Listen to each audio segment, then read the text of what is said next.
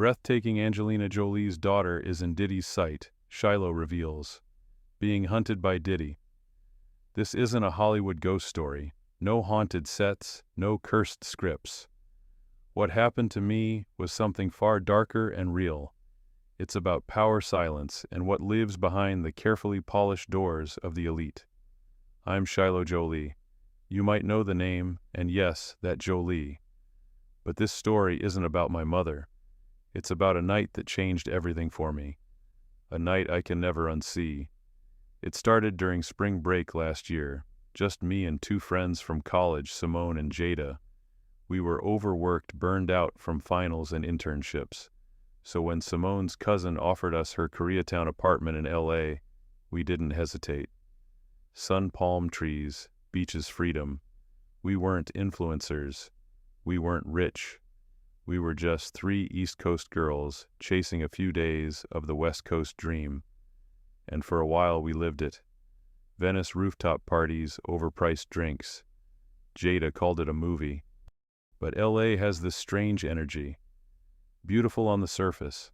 Something else underneath. Something watching. Simone noticed first. Everyone here is pretending, she said.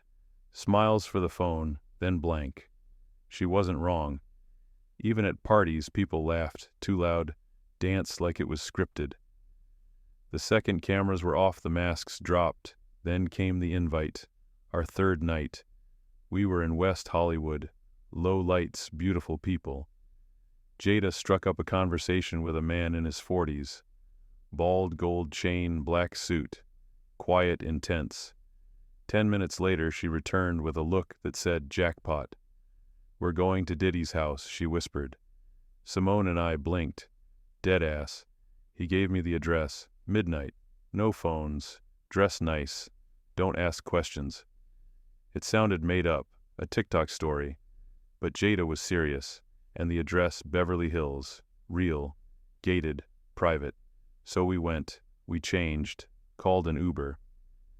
The ride into the hills was silent. No music. The driver didn't speak. Just winding roads and the city shrinking behind us. The mansion loomed at the end of a long, lit driveway. Sleek, dark glass. Concrete. No windows, no sound, no line. Just a man in a charcoal suit at the gate. Phones, he said. We handed them over. He sealed them in a velvet pouch and gave us claim tickets. Follow the lights. Don't wander. The doors opened by themselves. Inside, a glowing red hallway stretched into darkness. Music, if you could call it that, pulsed low like a heartbeat. Not music, tones, vibrations. People were there. Perfect. Dressed to kill, silent. Drinking things from nowhere. No one talked. No one danced. They moved like they were floating. A drink appeared in my hand. Clear. No label. Jada downed hers. Simone didn't touch hers. Watch the room, she whispered. Nobody's drunk. Nobody's dancing. This isn't a party, it's a ritual. Then I saw him. Terrence Howard, alone, by a massive window. Just watching. He saw me, just me, our eyes locked. He walked over. You ever feel like you've walked into a place you already dreamed about, he asked. His voice was soft, hypnotic. This house, these people, it's a rerun. Different cast. Same script. He looked into my soul. You still got yours, he whispered. Got what? I asked. Your man card. He leaned closer. They'll ask for it. Not all at once. Just enough to make you dependent. The first yes. That's the door. He looked past me, tensed.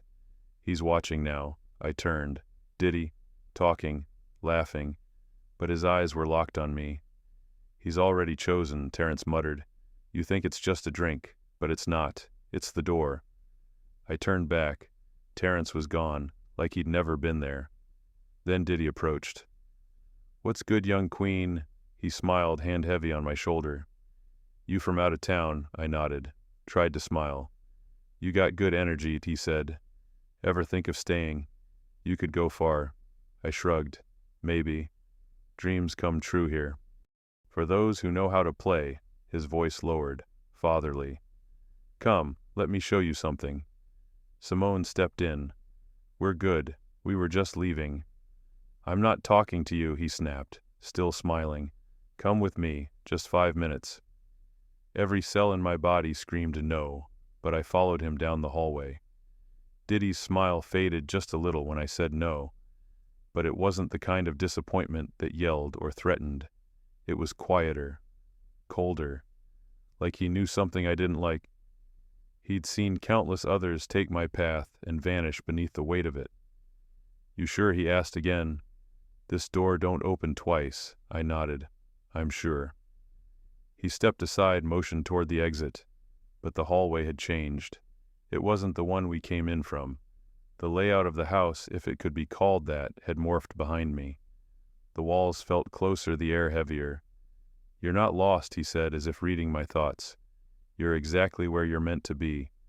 The red lights dimmed as I stepped out of the lounge. My heart thudded in my chest. I thought of Simone and Jada, of the ride up the hill, of the glittering skyline and the silent Uber driver, of Terrence Howard's voice, smooth and trembling. You ever feel like you walked into a place you already dreamed about? Yes, I had. The corridor narrowed. I walked past rooms that weren't rooms, spaces with velvet drapes, slow-moving shadows, and whispers that didn't match the mouths around them. I wasn't sure if I was hallucinating or if reality was truly bending. A woman with silver eyes looked at me and smiled. Her lips didn't move, but I heard her whisper, "You smell like resistance." I quickened my pace. Every door I passed pulsed with sound. Not music, not voices, something older, like a heartbeat under the earth.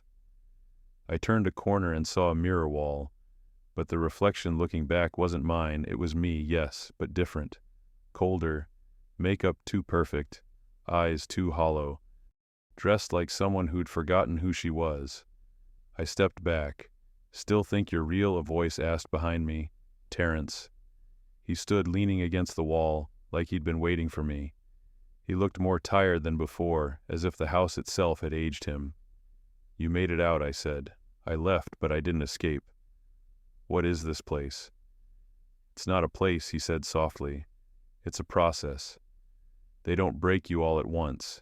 They get you used to the silence, the luxury, the nods. And then little by little they take pieces. I felt a lump in my throat. Why did you warn me? He looked me dead in the eye. Because someone once warned me, and I ignored them. I followed Terrence down a hidden stairwell. The deeper we went, the colder it got. The air was damp like a cave. Stone walls replaced the luxury interiors. Candles flickered in wall sconces. This was not a mansion anymore. This was a lair. We're in the bones now, Terrence said. The bones, that's what they call it. The part of the house that never shows up on blueprints. What's down here? He stopped in front of a sealed iron door. History, he said, and hunger. From behind the door, I heard it again. The breathing, wet and slow, inhuman. Terrence pulled out a silver charm from his pocket shaped like an ankh. It doesn't stop it, he said, but it helps. Hold it. I took the charm. It was ice cold. This is what they worship, he said. Not money, not fame. Those are just wrappers. This is the real God of the hills. My skin crawled. Why me? He shook his head. Why any of us? Because we shine. Because something about us says light. And that thing feeds on light. It's not picky. Artists, politicians, even your mom's seen it. She just knew how to walk away before it took too much. My breath caught. My mother, of course. I closed my eyes. I want to leave. Terrence stepped back, then run, and don't stop, and don't ever look back. But when I turned, the stairwell was gone. Only darkness remained, and the breathing grew louder. The breathing was closer now, not the steady inhale and exhale of lungs, but a primal dragging sound, like something too old to breathe properly anymore. Something ancient, sick, hungry. I held the charm. Terrence gave me the silver ankh, now hot in my palm. It pulsed like it had a heartbeat of its own, My body was frozen in place, but my mind screamed to move. Behind me, Terrence was gone. Or maybe he had never truly been there. I stepped forward into the darkness. Not because I was brave, but because standing still felt worse. The corridor beyond the iron door wasn't built by people, at least not by anyone who planned to be kind. The walls were stone, but slick like old skin, damp and pulsing faintly. Red veins of light ran through the rock, glowing as I passed. My steps echoed, then were swallowed. No sound returned. The deeper I went, the more the air fought me. It pressed against my chest, thick like molasses. The charm in my hand grew heavier. Then I saw it light, but not relief. A wide chamber opened before me. At its center, a pit. No railing, no floor around it, just a hole. And that breathing came from within. The walls of the chamber were covered in screens, dozens, each showing different scenes, award shows, concerts, newsrooms, red carpets. But none were live. All were recordings, and all the people on them had one thing in common. They had disappeared. Do you understand now? A voice whispered from the dark. Not Diddy's, not Terrence's, something else. I didn't respond. They came here full of light, it said, and left hollow. All it takes is the first yes. I backed away, heart racing. I said no. The whisper hissed. But you stayed. The screens flashed an image of me walking down the hallway, following Diddy, then me holding the glass, then me staring into this pit. I turned to run. The door I entered through was gone. No one leaves without leaving something behind, the voice said. What will you give? I gripped the charm. Nothing. The chamber trembled. The pit belched a wave of cold that smelled like rot and burnt sugar. The screens flickered, then went black. Only one remained. My mother. Angelina Jolie, sitting in an interview, pale, poised, speaking slowly. We all carry shadows, she said, but not all of us feed them. Then the screen blinked out. A new figure stepped from the darkness, Jada. But her eyes were wrong, dull, empty. Why didn't you take the drink? She asked, voice flat. Jada. You left us. You think you're better, it's not real, I whispered. Isn't it? She stepped closer, eyes now pitch black. You're already part of it. You stepped through the gate. I ran. No direction, just away. The halls bent around me. No matter how far I went, I ended back at the chamber, back at the pit. You have to give it something, the voice demanded, or it will take everything. My mind screamed. Then I reached into my pocket. The one thing I had on me from home, a small photo of me and my mom. Smiling. Real. I threw it into the pit. The breathing stopped. Everything went silent. Then a door opened behind me. A way out. But I knew the cost. Even as I walked through it, even as the dawn light hit my face, I had left something behind, and it would never stop looking for more. When I stepped outside, the light felt fake. The street was empty. Birds chirped. A jogger passed by without a glance. It could have been any normal LA morning, except it wasn't. I knew it wasn't. My body was intact, but something inside me had changed. I could feel it in the space where the photo used to be in my jacket pocket. A part of me stayed in that mansion. I didn't talk much on the ride back. Simone and Jada tried to brush it all off. Maybe we imagined it.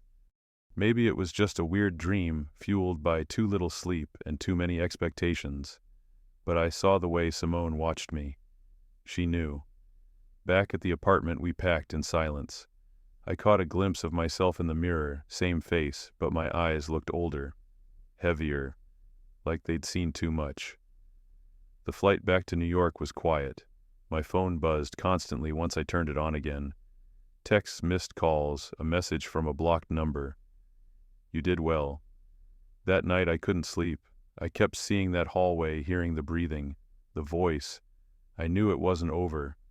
Within a week, things started changing. My social media lit up. People I didn't know started following me. Producers, stylists, agents. I got offers. Fashion campaigns, cameos, influencer sponsorships. all without asking, all too easy, and the weird thing, they always knew where to send things. No application, no negotiation, just contracts waiting to be signed. I said no, at first, but the pressure didn't stop. Simone started acting weird. She wouldn't return my texts for days. Then when she did, it was short, like she didn't trust me anymore. Jada too. One night she posted a story, her at another mansion party, champagne in hand, eyes too wide.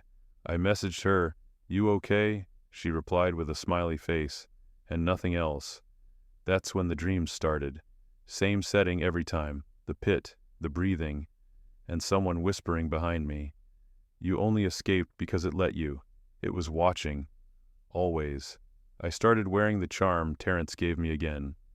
It grew warm whenever I passed certain places, studio gates, black SUVs, red carpet venues, almost like it was warning me. I stopped going out, turned down every offer, kept my circle small, but it didn't matter, because the game wasn't just in the mansion, it was everywhere. The light of Los Angeles is bright, but it doesn't reach everywhere. Back at home, I tried to pretend things were normal. Mom didn't ask questions, at least not at first. She's always been good at waiting, but she knew. The moment I walked in the door, she looked up from her laptop and froze. She didn't ask what happened, just studied my face. I didn't speak, couldn't. I felt like I was wearing someone else's skin. "You saw it," she said eventually. I nodded. She closed the laptop slowly, then stood and crossed the room to me, pulled me into a hug, and whispered, "Don't let it grow."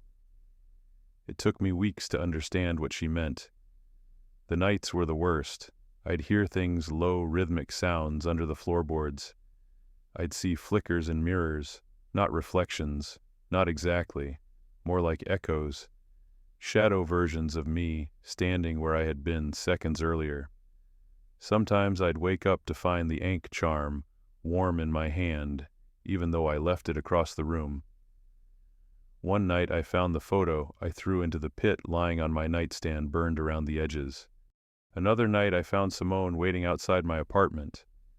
She didn't say anything, just handed me a USB drive and said, "Watch it, then destroy it." It was footage from that night, from inside the house. Something had filmed us. The angle was impossible, like the camera had been inside our heads. It showed me following Diddy, showed the room, the drink, showed Terrence standing by the window before he vanished. But the last clip was the worst. It was me, alone, standing in the dark, talking, except I wasn't saying anything. My mouth was moving, but there was no sound, just static. And then a low voice whispered beneath the footage, "She belongs to us now." I threw the drive in the fireplace, but the next morning the same footage played on my phone when I opened the gallery. No notification, no source, just a message underneath, "We remember." I started sleeping with the lights on. Mom noticed. She didn't ask. Just left a note by my bed one night. "If you don't feed it, it feeds on fear." I wanted to believe I could outrun it, that I could walk away, but the house was still with me. And then the emails started. First, they were generic. "You've been selected for an exclusive opportunity." Then they got more specific. "An invitation only a few receive. Your presence has been requested by someone important." The sender names were gibberish, but the signatures weren't. One said TH, another D. The last, "We never closed the gate. Come home." I deleted them, blocked the senders, threw my phone in the ocean. The next day a new one showed up, in an envelope, on my bed, just one word on the card. Yes, I locked the windows, changed the locks, burned sage. I even called a medium. She came, walked through the apartment, then turned to me and said, "It doesn't live here, it lives in you." That was the night I cut my hair. Dyed it. Tried to become someone else. Someone it wouldn't recognize. Didn't work. Because at 3:33 a.m. I heard the breathing again. And then the knock, soft, 3 times. And a voice, "You said no once. That's enough. We're patient," I screamed. Called 911. The police came, Found nothing, no one. But the next morning the charm was gone, and in its place a note round two. They say trauma changes you, but they don't tell you how much. Not just your mood, not just your sleep. It changes how you see. Lights flicker where they didn't before. Voices come from the wrong direction. Time doesn't move the same. Since that night I've seen too much. Not visions, not hallucinations. Truth. The real Hollywood. I started seeing them, those who said yes. They walk among us every day, smiling, performing. But if you know where to look, you'll see it, the vacancy behind their eyes. The subtle lag in their movements. The hunger. I passed one at a gala last week. A singer. Mega famous. Everyone adores her.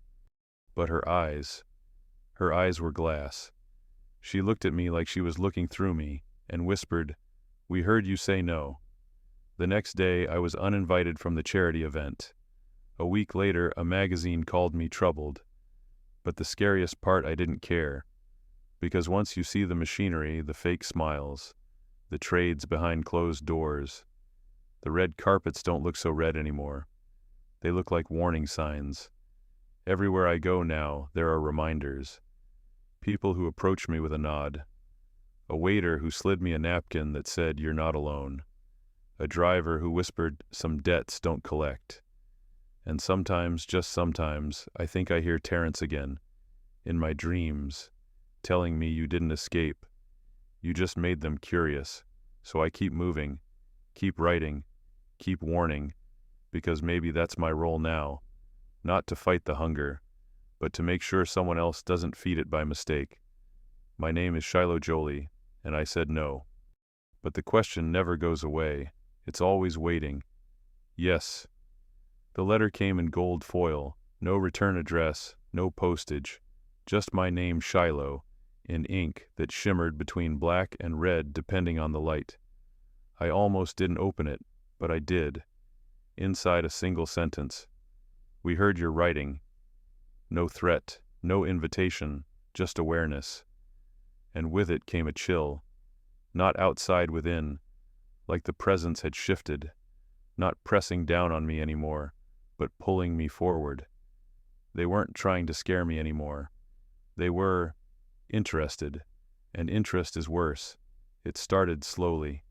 Emails that appeared even when I wasn't connected to Wi-Fi. Phone calls from numbers that dissolved mid-ring. Shadows that waited too long to disappear. Then it escalated. My laptop typed while I slept. Drafts of stories I never wrote. Stories that sounded like me, but weren't. The characters all had glass eyes. They spoke in riddles. And they always ended with the same line, "Say yes." I deleted them all, but they came back, printed on paper, slipped under my door. I started hearing it in other people too. Celebrities on interviews laughing too hard, then pausing, going quiet, eyes shifting. "It's like they forget where they are," I told Simone. "Maybe they remember," she replied. I tried to bury myself in normal. Classes, cafes, a short-lived job at an animal shelter. But the dogs barked whenever I entered. All of them, in unison. "It's your scent," said the manager, but I stopped showing up anyway. Then came the film offer. From a director I admired, a woman with indie roots and a reputation for integrity. "You're perfect for the lead," she said. "Raw, honest, like you've seen something real." She didn't know how right she was. The script was brilliant, the story eerily familiar.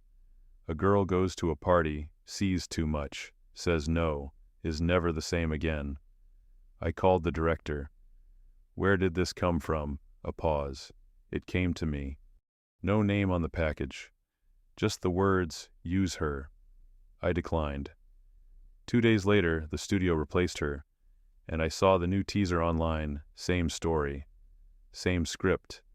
Different girl, but she looked like me, moved like me, spoke my lines.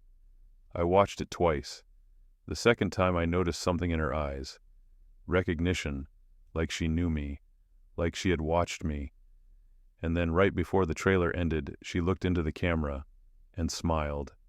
Not a happy smile, the same one Diddy gave me. Terrence appeared again, not in person, on an old radio broadcast. I was scrolling late one night, and the title caught my eye, Whispers in the Studio. He was a guest. The host asked about his eccentric beliefs. "I don't believe," he said. "I know." The host laughed. Terrence didn't. "There are levels to fame," he continued. "Most folks just climb the stairs, but some take the elevator, and the elevator only stops on floors you can't talk about." "Like what floors?" the host asked. Silence. Then Terrence whispered, "The ones where you don't own your reflection anymore." I closed the app, but the static continued. Through my speakers, through the walls, through me. At a party months later I met someone new, a producer, big time. He wore a velvet suit and had a voice like warm bourbon. "You're different," he said. "Untouched," I laughed. "You don't know me." He grinned. "Oh, I do. They talk about you." "Who's they?" "The ones behind the curtains, the ones who write the credits before the movie's even filmed." "Why do they care?" I said no. His smile never faltered. "Because you still can."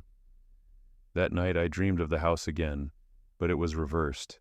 The windows were on the inside, the sky was on the floor, and the entity, the one behind the door, it had a face, mine. I woke up screaming. On my mirror and condensation, we're almost there. I'm writing this now because the pressure's changed again. It's not just a pull anymore. It's a countdown. And I don't know what happens when it hits 0. All I know is the world is watching.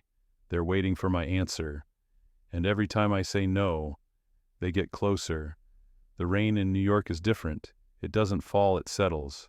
Soaks into the corners of your clothes, your thoughts. Since LA, I'd started avoiding mirrors. But tonight I couldn't. I saw it again. Not the shadow, not the breath, the invitation. It was scrawled in condensation on the glass above my sink. One word, one question.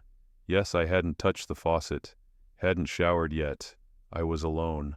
Or supposed to be. I wiped it away. It came back. I moved out of the apartment that night. Packed a bag, didn't tell anyone. Checked into a low-rise hotel near Queens. No service, no noise, just walls. But it followed me. In the elevator, a man in a gray suit held the door for me. He smiled too slowly. Pressed the button for floor 13. The hotel didn't have a 13th floor. When I blinked, he was gone.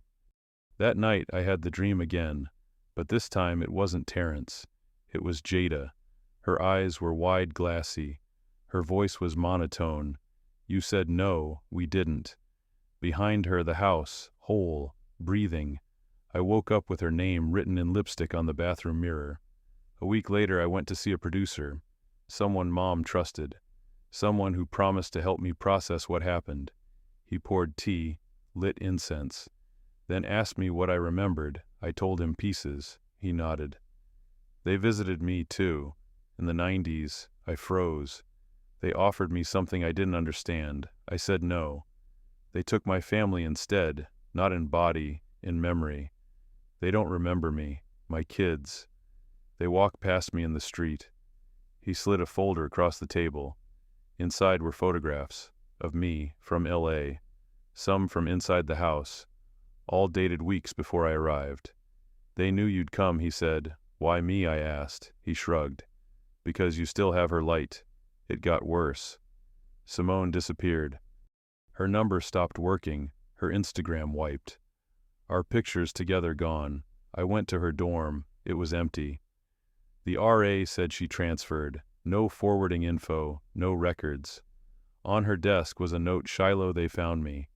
Underneath, you have one more chance." That night my phone rang. Unknown number. I answered. Miss Jolie said, a voice, calm, British. "You're invited to the premiere." "What premiere?" "Your debut." The line clicked dead. In the morning, an outfit lay on my bed. Black suit, white shirt, no tag, no seams, just a card pinned to the collar. Yes. I called Mom. She didn't pick up. Instead, I received an email. Subject line, "Trust no one."